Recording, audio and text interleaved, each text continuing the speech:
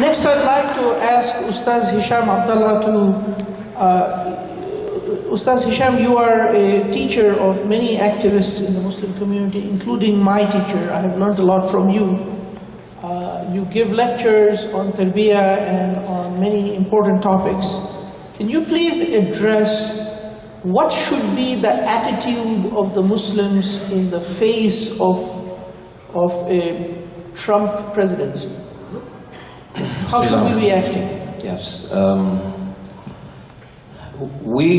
As Muslims, we always have to be reflective. And we have to always ask the question, why? And not why in the sense of the mechanics of why. The Democratic Party had a bad candidate and they refused the better candidate early on. And we can go on and on and on, and everyone will have, their own analysis of why we ended up here. The why I'm talking about is, why has Allah subhanahu wa ta'ala allowed this to happen? And then we reflect. Because Allah subhanahu wa ta'ala teaches us, and I don't have the time to go over the evidence of the ayat and the ahadith and so on, that anything that we dislike that befalls us, there has to be a blessing in it. Invariably. With it, not after it. Inna ma'al usri yusra, ma'a. You know ma'a, right? With it comes, not after it. Inna ma'al usri yusra. That it is coming. There must be. Allah subhanahu wa ta'ala is, if we have to assume that among us, inshallah, there are people who are sincere. I hope all of us, but at least many of us. And therefore, Allah subhanahu wa ta'ala is somehow bringing us closer to Him and to His cause. Because Allah, there's so many things in my mind I want to share with you. For example, I had a brother saying, why is this happening? And I said, you have to look at yourself, you have to look at the community, and you have to look at. And someone was saying, I'm really afraid, not for myself, I'm retired and I'm in my 70s now or whatever, I don't have much time, but I'm afraid for the future of Islam in this country. And my response to him, the future is not yours, the future doesn't belong to you, Islam doesn't belong to you. This is Allah's deen, Allah's message. He's the one who's running this show. And that's step number one. This is Allah's plan. I have to look for the wisdom behind it, and I have to make the best out of it, so that the outcome, inshallah, will be positive for myself and my community, and to submit to this will of Allah at that level, right? Do all the analysis you want, do all the planning you want, but deep down, don't think an imam who will come in the khutbah and you say, وَعَسَىٰ أَن تَكْرَهُ شَيْئًا وَهُوَ خَيْرٌ لَكُمْ. You may dislike something and it's actually good for you. So he's trying to kind of appease you or kind of alleviate your anxiety. So no, he is telling you exactly what it is. This is the bottom line. Rasul sallallahu alaihi wasallam said that anything that befalls the Muslim, whether something or the mu'min rather, anything that is good or bad is in the end is good for him or her. So we have to ask ourselves why. And the why may be that we have been, actually there's so many things that are missing from our priorities as American Muslim. I spoke this morning about how we have not stood up for the weakest and for the most oppressed and for the most underprivileged in this country. And then Allah subhanahu wa ta'ala is reminding us with this big event that we must actually stand with the oppressed. I remember, for example, when 9/11 happened, I remember very clearly, it's one of those moments that you remember exactly where you were sitting in your car, or you were sitting at home, or you were on the phone, or whatever. The first meeting of the Mass Executive Committee was then, a couple of days after September 11, and everybody was brainstorming what we should do. The first thing that came out of my mouth, after of course the analysis and the spiritual part and all that, is outreach. Outreach, that this September 11, now if we don't outreach, If we don't reach out, we're going to be extinct. We're going to be, you know, we can actually go and anything can happen to us. The first thing that came to mind in this here is unite and coordinate. Unite among Muslims and coordinate with others. I have to say, you know, that anyone who does an evil plot or something like that, whatever you want to call it, there's some element of stupidity always there. And the element of stupidity of what we've witnessed here is that this Trump campaign antagonized so many communities. Immigrant communities, Mexicans in particular, Muslims, gays and lesbians, immigrants, Jews. And I wouldn't imagine that anybody would after all what the Jewish community has done and really established themselves in this country, that somebody would be so dumb to actually say, we're not racist, but we hate Jews and we support Trump. I mean, it's so dumb, right? So we have to leverage this. Our attitude should be optimism, because it must be good for us. We will learn how as time passes and as we analyze more. And it must be an attitude of reaching out, uniting, and coordinating with other communities. We can't do this alone. Allah.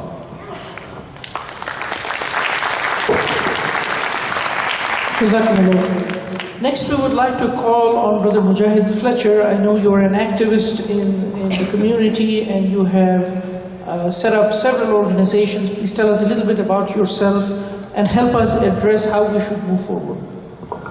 Jazakallah khair. Assalamu alaikum wa rahmatullahi wa barakatuh. My name is Jaime Mujahid Fletcher. I accepted Islam 3 months before September 11th. And I'm originally from Colombia, South America. Alhamdulillah. I'm very thankful to Allah Azza wa Jalla first and foremost for being part of this panel.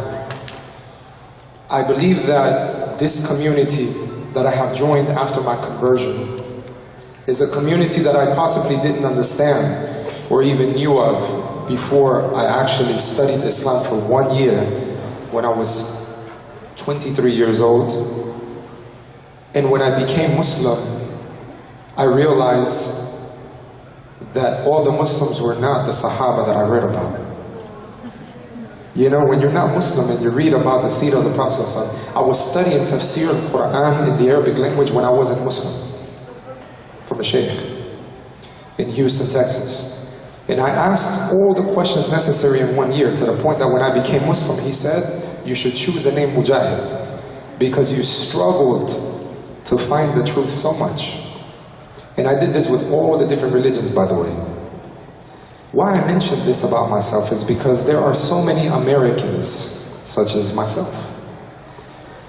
The unique part about my conversion story in August of 2001 is that my father, who was an agriculture engineer from Colombia, asked me for some information in Spanish about Islam. And when I went to Dar es Salaam and some other publishers, I realized there were 3 books in the Spanish language. And they were all by different authors, but one title, The 5 Pillars of Islam and the 6 Pillars of Faith. And that was it. He read 1 book, and we ran out. 2001. So he said, you know, if Muslims were in Spain so long, they didn't write books. They were there like 800 years. And my father is educated, and he was an educator. He was an instructor at a national level in Colombia. I realized that the Muslims lacked a certain amount of communication with people like us. And I was from this society, right? But nevertheless, I said, okay, let's go to the mosque and I'll translate for you in the back. And we used to sit in the back and I used to translate for him because his English wasn't 100%. And one day, when we had a panel of speakers, my father said, the way that these people speak should be the speech of the leaders of the world. And I said, how so? He said, it's based on peace. And I said, what do you not like about Islam? And he said, everything I've seen has left me clear in the doubts that I had about religion all my life. Bear in mind this man, when I was growing up, I asked him about God. He said, all I know that there's one God. You find your truth because I'm seeking mine. So I grew up with an open mind, and I searched all the different religions, and so did he. That day, when he told me that, I said, won't you accept Islam? Why won't you accept Islam? He said, I will. What do I have to do? So I walked up, and the imam that was speaking that day, I said, my father wants to become Muslim. He said, you give him shahada. He gave me the microphone, and so my father's the first person that ever took shahada with me.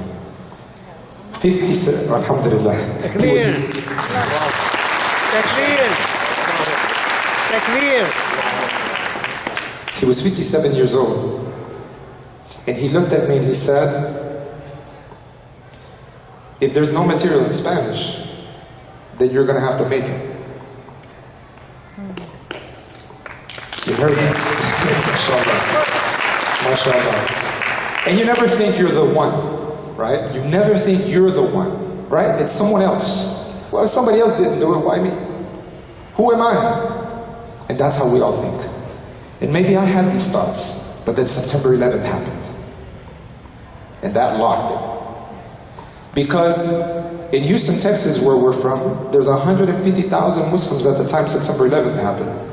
But they had no one to represent the Muslims in front of Univision and Telemundo in the Spanish language. And they wanted answers. So the Muslim community asked me if I could speak in front of the media, and I was 3-month-old in Islam. How much does a 3-month-old Muslim know? But I said yes. Because, as the Shaykh mentioned, with difficulty comes ease.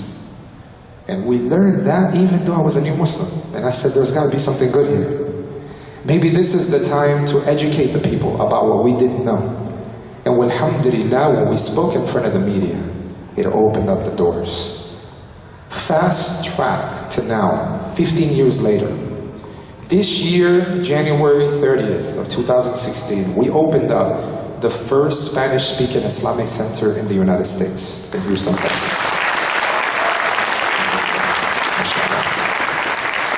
This facility has a museum in it, as soon as you walk in, with the arcs of Cordoba, from Alhambra.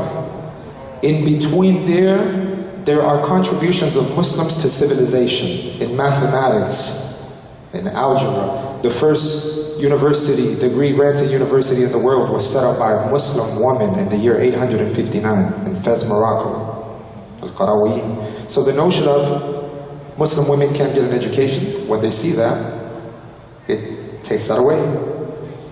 We have a masjid where we deliver the khutbah 20 minutes in Spanish and 10 minutes in English, the only one in the whole United States. We have a lounge area where people can sit down and drink coffee and water and discuss and talk to one another. Because see, as Americans, we grew up socializing. We just socialized over drinking liquor though, right? That's how people go to happy hour after they get off of work on Fridays. And so when we become Muslim, we don't have these social spaces. Because when we go to the mosque, it's only a prayer area, and then there's nowhere to socialize.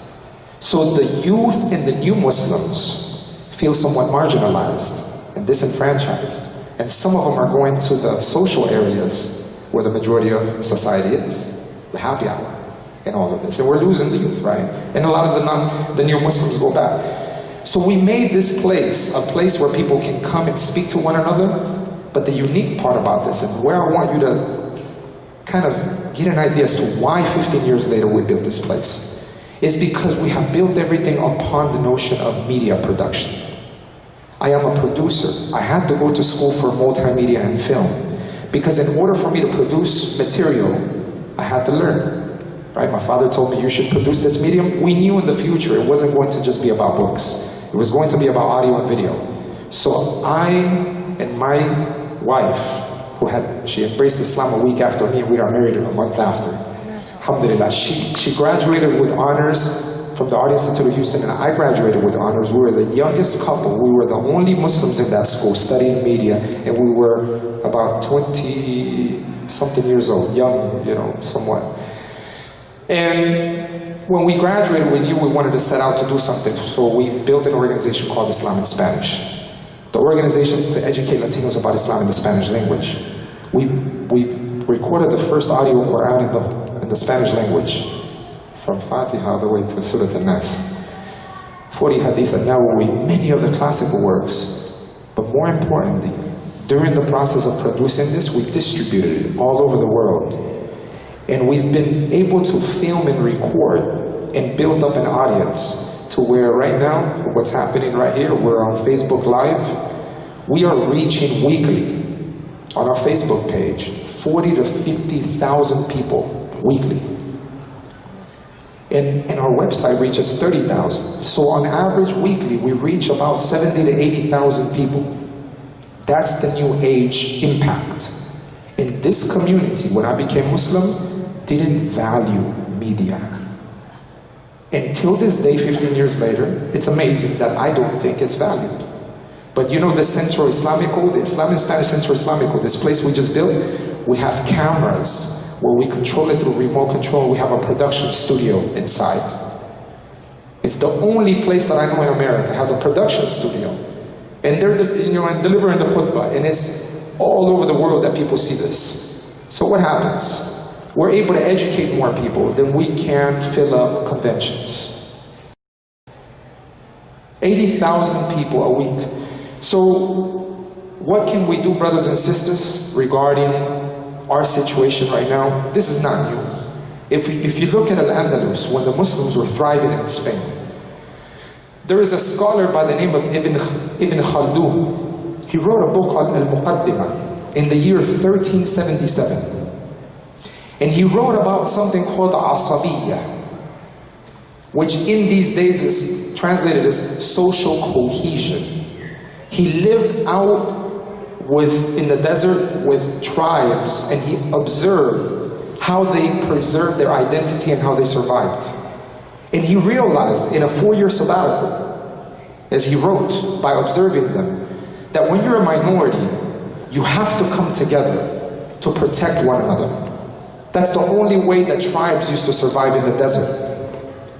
But then he realized that when they went into the cities, they had to deal with the dynasties, the majority class. And so they usually took an individual from their tribe and said, you have to go in, with the dynasty and represent us, right? You be part of the government, you see? And so then that individual would be launched by his group, and he spoke on behalf of their people.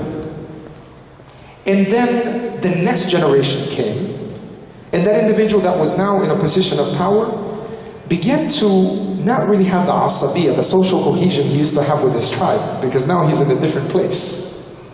And he's only looking at what the advisors are telling him. And then the next year comes in. By the 3rd generation, his own tribe sees that he's not representing them anymore.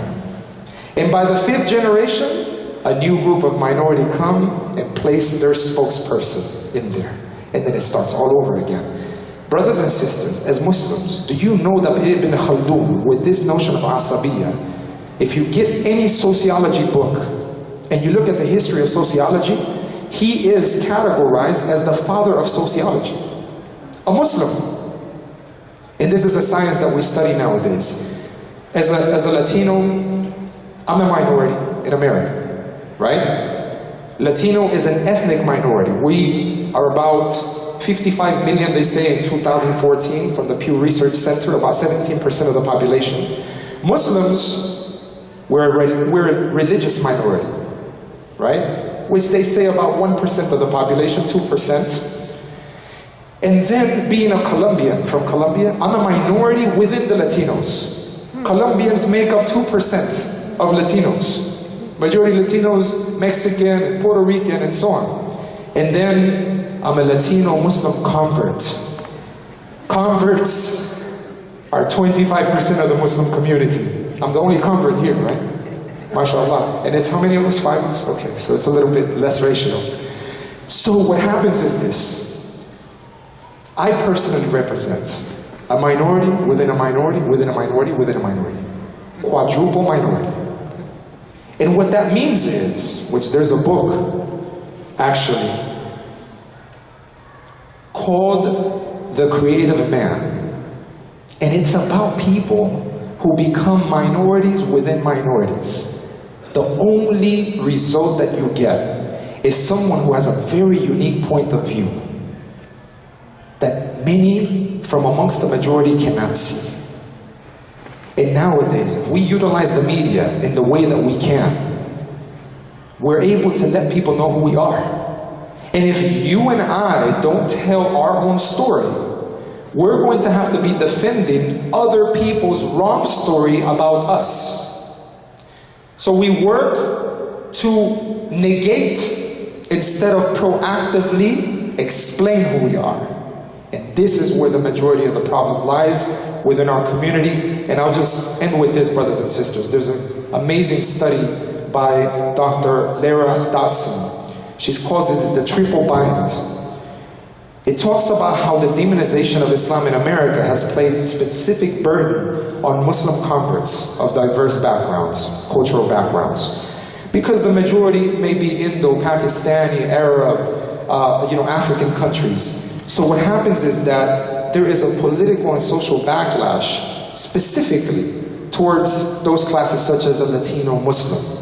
Because you get a three-tiered alienation or marginalization. You are socially marginalized from your own Latino people because they think you became an Arab. You left them. Okay? Your own family. My mother thought I was brainwashed when I became Muslim. What? You're not going to drink anymore? You're not going to go out? You're not going to deal with girls? What, are you crazy? And I said, that's what you've been wanting me to leave all my life. And now I became Muslim and I'm crazy. So even your own family has to then see who you are now as a Muslim. Then you're politically disenfranchised because so many of the Americans have this view of kind of suspicion or anti-immigrant sentiment in the whole discourse of Latinos and immigration. It's like 20-something years old, right? We've been dealing with this longer than what the Muslim community is about to embark upon. And it's interesting that the Muslims are not taking from the 20 years experience of the Latino community, which we should. And third, religiously. From the immigrant communities, brothers and sisters, and I just want to utilize that word just to make it simple and easy. The majority group from the Muslims in the masajid, whether it's Indo-Pakistani, Arab, Indonesian, Bosnian, you guys come from another country where the majority of population were Muslims. I don't come from a Muslim country. I come from Colombia, South America. Another non-Muslim country in the Western Hemisphere, in Latin America, and I'm from the West with non-Muslim background totally. My last name's Fletcher, by the way. 5 generations back, my great-great-great-grandfather 5 generations back was British. A white British man, European. My name's Jaime Mujahid Fletcher. So there's this mix of diversity from amongst Latinos, but religiously, when we become Muslim, we become a minority within the Muslim community. Therefore, my voice on this very panel is so underrepresented in every single convention that we have to build coalitions, even from amongst the Muslims. And that's why we came here from the city of Houston, Texas, and we hope, bi'idhnillahi ta'ala, that we all come together to make America what we want to make America. Because don't ever think someone can make America other than what you want it to be. Because then you will be disenfranchised, you will be demotivated, and you will feel as if you're at the mercy of someone else. And that's not the attitude of the Muslim. The attitude of the Muslim is that you have izzah, you have honor. You are implementing this beautiful deen of Islam in this land, and only by your Islamic identity, if we really live it out, can we serve the people. And that's what the American public wants. And if we do that and just be Muslim, well, alhamdulillah, we can make America what we want it to be. Barakallahu feek.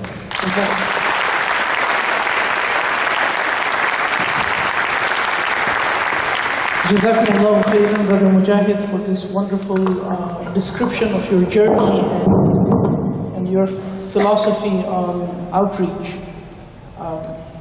There are 5 or 6 more questions that I would like to present to the panel. Maybe if each of you can try to, everyone doesn't have to answer every question, but feel free to step in for whichever question you want. But please, well, I said 3 minutes, we got 10 minutes, so now I'm going to say 1 minute. Maybe we'll get 2-minute answers.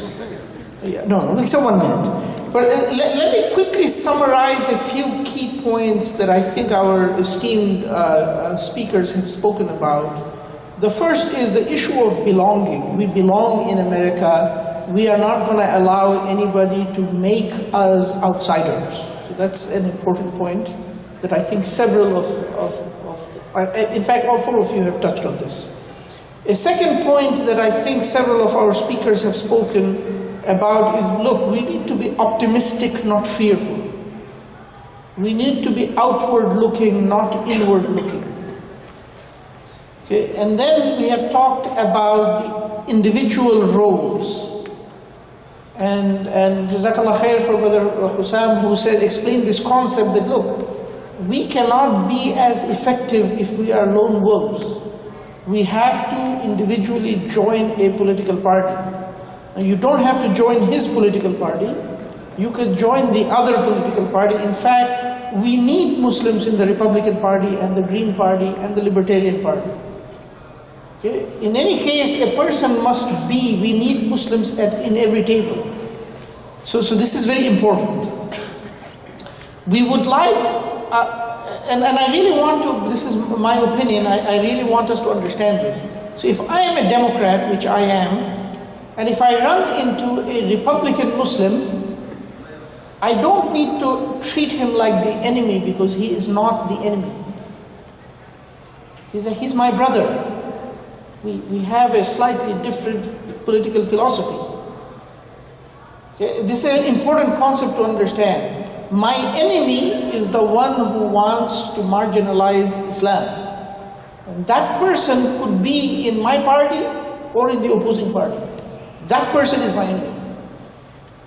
But my brother who sees things differently, I don't have to fight him.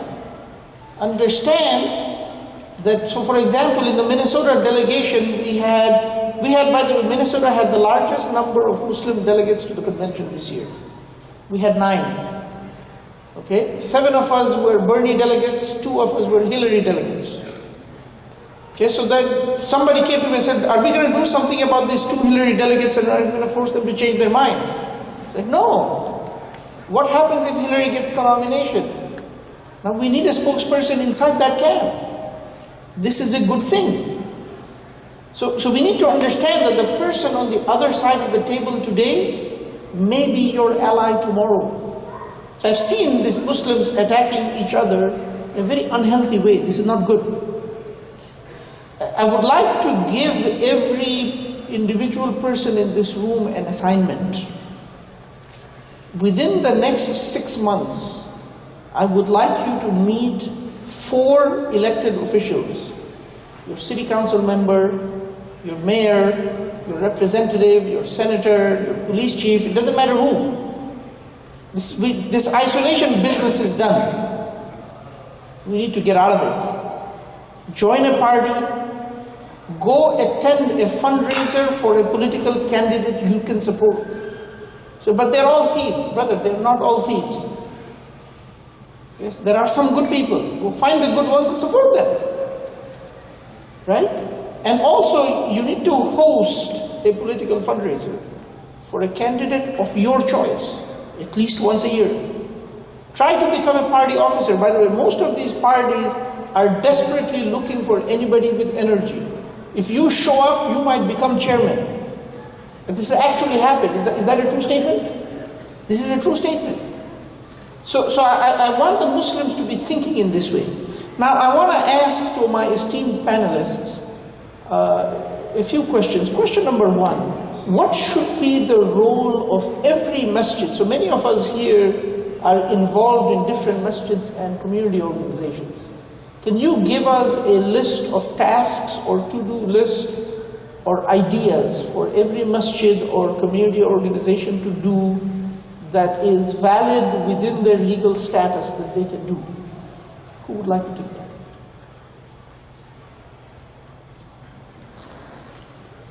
Start with one idea.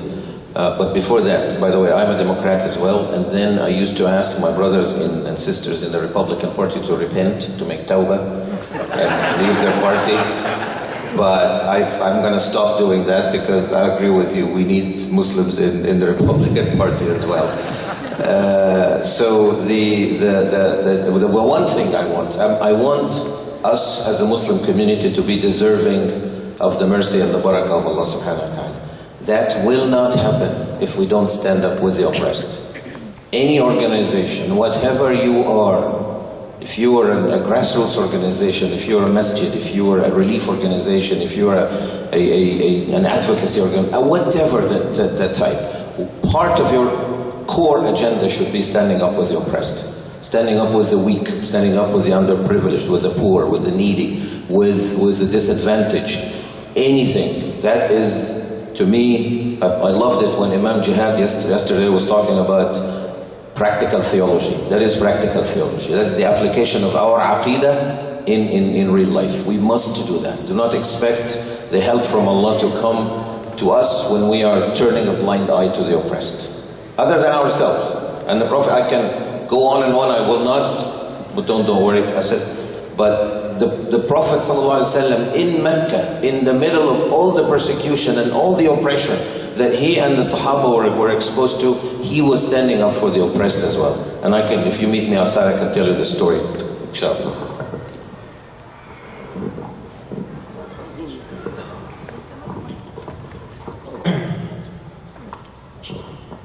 So, I mentioned that when I became Muslim, I saw that this community maybe, I didn't know too much about it. When I first spoke in the media, they were like, how come your community has never come and spoken to us? And churches as well. So I said, I don't know. I just became part of this community, and I'm wondering the same thing. As the brother mentioned, we have to get away from the issue of isolation, and I don't even know what that means, because I came up in this society.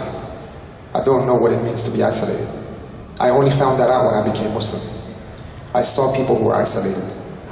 And that, maybe I didn't know the Muslim community before September 11th, but when I was entering Islam, others were taking off the hijab and cutting off their beard and wanting to be accepted.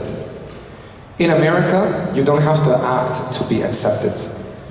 Like you want acceptance. You actually have to live out the American principles, and people will go on to respect you.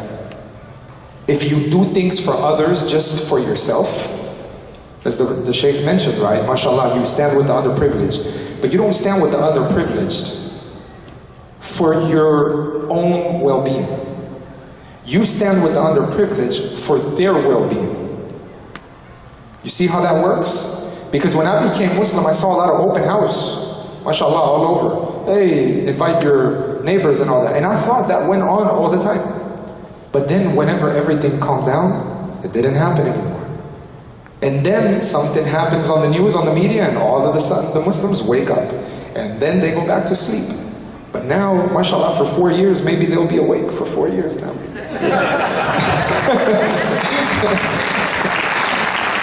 So I just like to mention that, assimilation is the extreme of what we don't want. We don't want to just be like everyone. America's not about you just melting in a pot. That's one extreme. And that's where we're losing our youth. They want to be just everything that's out here in the environment. You don't want to segregate. You don't want to only be amongst your own people and get, away from the people that are around you and live in bubbles. The Islamic perspective is to integrate, meaning that you keep your own values, qualities as a Muslim, and you share that with the rest of society, and you interact with people based on who you are. And that's how you add value to America, because America is built on diversity, and we have to believe that, and we have to live that. No, Jazakallah.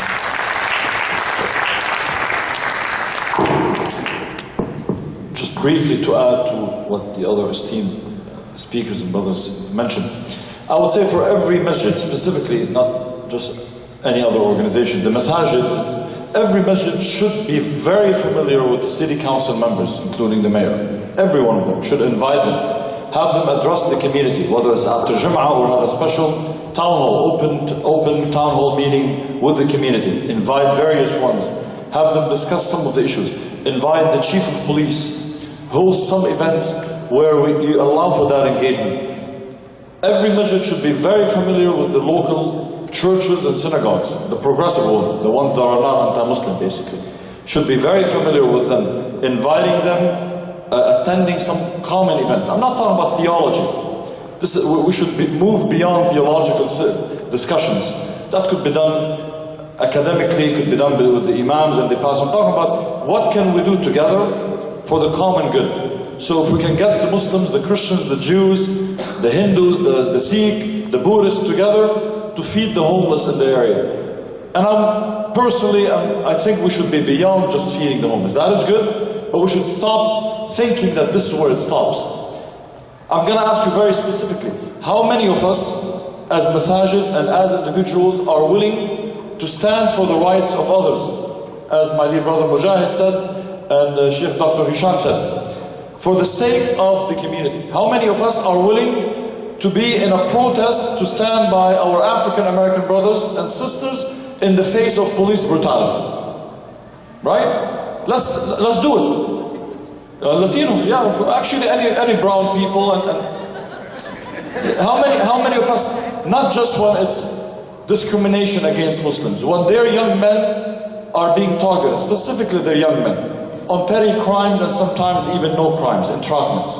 How many of us are going to be willing to be participating in protests to defend families whose loved ones are being deported now? Whether they were here documented or undocumented, there's a reality. We have 40+ million people here. I'm not calling for people breaking our laws, but the reality is they're here. And when they came here, they brought some young people, children with them, who had no choice about being here. Is it fair to destroy their families now? Is it fair to penalize them, not giving them right to education because their parents brought them against their will when they were 2-year-old or 1-year-old or 5-year-old?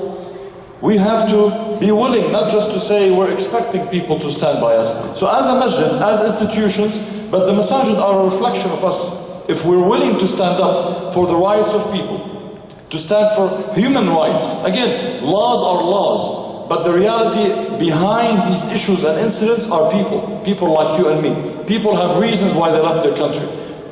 We're not calling for breaking of the laws. Again, I'm saying some people fled because of persecution. They couldn't apply for asylum.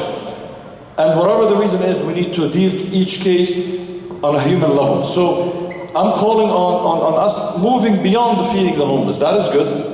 But we need to talk about equal pay. We need to talk about minimum wage, livable wage, like the living wage. I know, mashallah, Muslims in general are more successful than others. But are we willing to stand by the workers in America, in our areas, who demand a pay that is decent, that they can raise their families in decent ways, where they can pay for their rents? We don't feel these, at least many of us might not feel when we live in certain cities, in certain areas.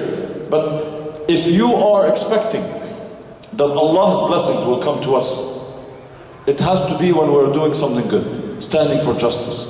So we're doing things for the sake of Allah subhanahu wa ta'ala, to help others. Because we hope at the end of the day, inshallah, we don't do it for that reason, but we hope that because of that, hasana, Allah subhanahu wa ta'ala will protect us. And Allah subhanahu wa ta'ala will soften the hearts of other good people to come to our aid when we're unjustly treated.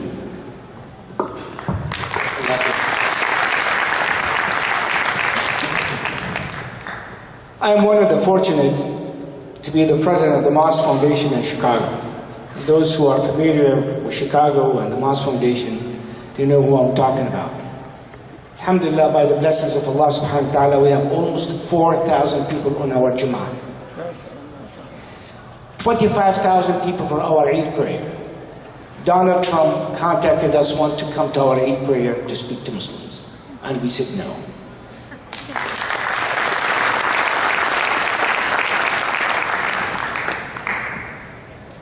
The key issue, brothers and sisters, is about who we are. We could be in a small masjid, we could be in a big masjid. That does not change the fact and the reality that we are Muslims at heart. And if we are Muslims at heart, then we need to nourish our values. The mission of the Prophet ﷺ, as Allah subhanahu wa ta'ala described him, وَمَا أَرْسَلْنَاكَ إِلَّا رَحْمَةً لِلْعَالَمِينَ. Right? Not only رَحْمَةً لِلْمُؤْمِنِينَ or رَحْمَةً لِلْمُسْلِمِينَ, He said, Rahmatan lil Alameen. And Allah knows there will be believers and non-believers. There will be good and bad. There will be grateful and ungrateful. There will be munafiqeen and there will be good-hearted people. He said, lil Alameen. We have a message. We have good things to offer. We cannot sit down and be recipients of sympathy, of support from others, of passion from others, without reciprocating.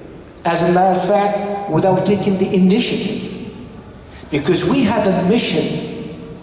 Brothers and sisters, we are fortunate. Allah subhanahu wa ta'ala has chosen us from millions of our people back home who were dire to come to this country and could not get a visa. We got a visa. Not by the embassies, but by Allah subhanahu wa ta'ala to come to this country if we use the purpose that Allah subhanahu wa ta'ala sent us for, then we get the reward of it. Then we are at a place where we get the most of reward that Allah subhanahu wa ta'ala will give people.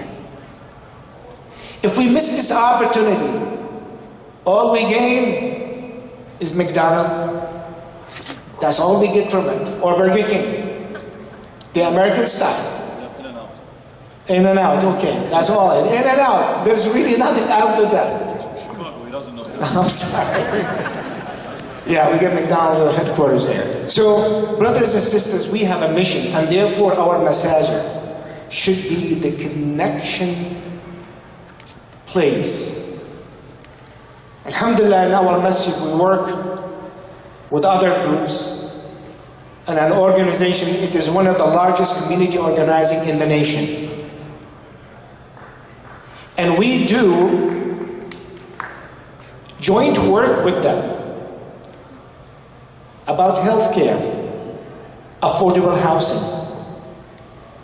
assisted living for those who are handicapped, that they need access to their homes. We convert those homes to become accessible to those who are physically challenged. We work on rehabilitation of neighborhoods who've been hit by the real estate crisis. We work on gun violence. Now we are working on criminal justice. You know how many people been shot because they had mental illness. They could not get access to their medication, and the police thought that they were criminals or acted for some criminal activities, and actually they were not. They were just looking for medication and been shot because they did not know that that person needed help, did not need a shot. And we're working with these groups together, and they love to see Muslims with them. We do good for goodness sake. Right now, with the rise of Islamophobia and anti-immigration and anti-Semitism, we have to stand for the rights of everyone. We should send a message to everyone that we as Muslims, regardless and irrespective of what others did to us, we will stand on the high moral ground and we will do what is right, because that's our Prophet ﷺ teaching to us, and we are the followers of the best for mankind, and we have to deliver the best message that he has given to us. With the rise of anti-Semitism, we will send a message that we will be against anti-Semitism as much as we are against Islamophobia. And we will stand with the Latino immigrants as much as we stand with the Syrian immigrants. And we will stand with Black Lives Matters and the indigenous Native Indians as much as we stand for our own people back home or over here, because Allah subhanahu wa ta'ala told us one good ayah ولا يجرمنكم شنآن قوم على ألا تعدلوا اعدلوا هو أقرب للتقوى. We stand with others even if we have some differences with them. But this is the right thing, and we do the right thing because it is the right thing to do. And that's who we are, and we will continue to be like that. So brothers and sisters, the role of your masjid should illuminate with these values that the Prophet ﷺ has embodied and taught us, and wanted us to be the true followers of his. And we cannot do this without stretching our hands and reaching out to the others. This is the time. This is the time that we need it. The brother said, we have people here who hate us. We have people who support us. Those who hate us, we always know they were. You just open on Fox News and you'll hear it all the time for many, many, many years. But what's different now, when you listen to CNN, all you hear is defending Muslims nowadays. All the time you're talking about how they're going to do to this to Muslims, how they're going to do this to Muslims. Inna Allah yudafi'u 'an alladhina amanu. Keep that in mind. Allah subhanahu wa ta'ala will send someone to defend you as long as you hold on to what Allah subhanahu wa ta'ala has given you, and that is ni'mat al-Islam. Jazakumullah.